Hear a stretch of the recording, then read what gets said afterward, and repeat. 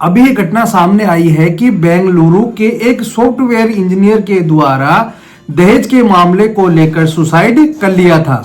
वह उस पत्नी से बहुत ज्यादा परेशान हो गया था और सुप्रीम कोर्ट के द्वारा भी 498 के मामले को लेकर बार बार यानी कि उसके मिसयूज को लेकर बार बार जजमेंट दिए जा रहे हैं। लेकिन जब से यह घटना हुई है बहस और भी तेज हो गई है। आज की वीडियो में मैं आपको यह बताऊंगा ऐसे 5 जजमेंट जिसमें सुप्रीम कोर्ट के द्वारा जजमेंट दिए गए हैं जिसमें पत्नी के द्वारा 498 का मिसयूज किया गया है यानी कि उस कानून का गलत उपयोग किया गया है और किस प्रकार से फटकार लगाई गई है।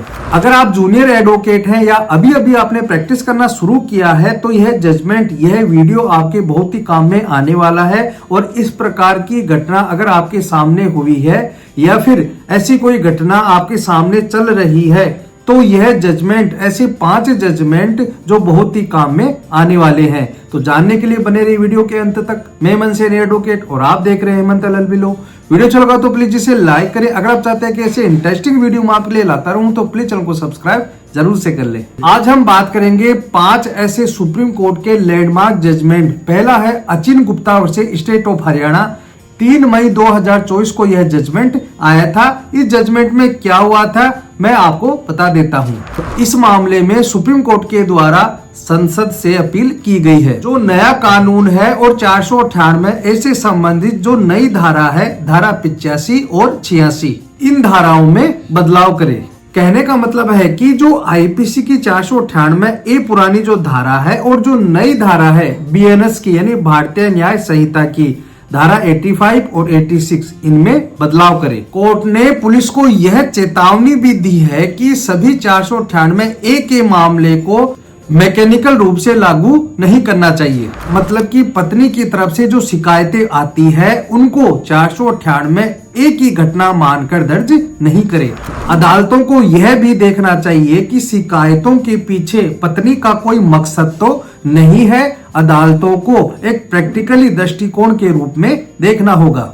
पति पत्नी के बीच जो रोजमर्रा के झगड़े होते हैं, छोटी मोटी बातें होती हैं, उन्हें न्यायालय के द्वारा क्रूरता नहीं माना है।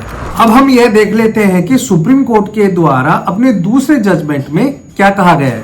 वह केस है जो 21 अक्टूबर 2024 को डिसाइड किया गया था। Yashodeep Vishan Rao Vashodi versus state of Maharashtra. इस मामले में पत्नी के द्वारा देवर पर 498 का आरोप लगा दिया गया था। जो ट्रायल कोर्ट थी उसे सजा कर दी जाती है और हाई कोर्ट के द्वारा भी सजा कर दी जाती है। लास्ट में यानी फाइनली देवर जाता है सुप्रीम कोर्ट के पास और सुप्रीम कोर्ट के द्वारा उस FIR को चार्जशीट को खारिज कर दिया जाता है और यह कहा जाता है कि इस देवर पर कोई भी विशेष आरोप नहीं थे। आगे यह भी कहा जाता है कि जो नीचे की अदालतें हैं उन्हें यह देखना चाहिए कि बढ़ा चढ़ाकर कोई आरोप तो नहीं लगाए गए हैं और जो बढ़ा चढ़ाकर आरोप लगाए जाते हैं इन आरोपों को लेकर दूसरे पक्ष को कितनी पीड़ा हो रही है ये सारी बातें अदालतों को देखनी चाहिए। अब आगे जो तीसरा जजमेंट है वह 26 नवंबर 2024 को दिया गया है। वह जजमेंट है Payal Sharma versus state of Punjab. इस मामले में यह बताया गया है कि कोर्ट को यह देखना है कि पति के दूर के रिश्तेदारों को 498 के मामले में कोई अनावश्यक रूप से तो नहीं फंसाया जा रहा है कि पत्नी ने एक एप्लीकेशन दे दी और किसी का स्पेसिफिक रूप से कोई रोल भी नहीं है और उन्हें मुलजिम बना दिया गया। तो इस प्रकार से अनावश्यक रूप से किसी भी पक्षकार को नहीं फंसाया जाए।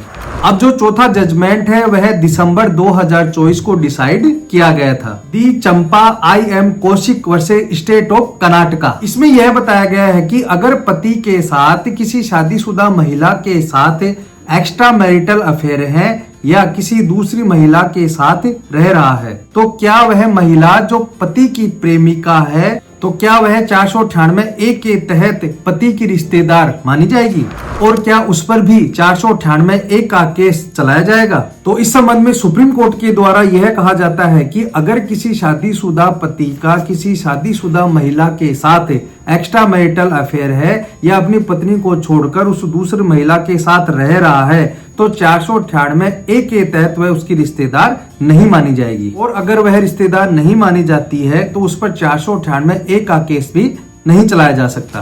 पांचवा और लास्ट जजमेंट है जो 10 दिसंबर 2024 को डिसाइड किया गया था। Dara Lakshmi Narayan versus state of Telangana. ये जो जजमेंट है, इस जजमेंट का पूरा वीडियो इससे पहले मैंने बना दिया है।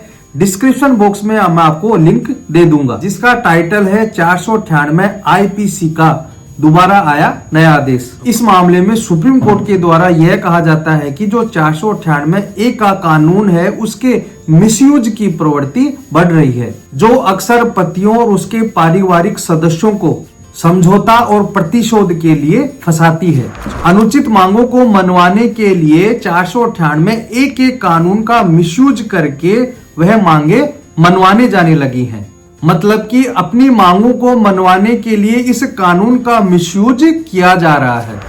इसको एक लीगल टूल की तरह यूज किया जा रहा है अननेसेसरी व अनावश्यक मांगों को मनवाने के लिए। तो इस प्रकार से ये थे 5 जजमेंट जिसमें बताया गया है कि 498A के कानून का किस प्रकार से मिसयूज किया जा रहा है। दोस्तों आज के लिए इतना ही। वीडियो अच्छा लगा हो तो प्लीज इसे लाइक करें। अगर आप चाहते हैं कि ऐसे इंटरेस्टिंग वीडियो मैं आपके लिए लाता रहूं तो प्लीज चैनल को सब्सक्राइब जरूर करें और ऑल पर जरूर सेट करें ताकि उसका नोटिफिकेशन आपके मोबाइल पर आता रहे। धन्यवाद।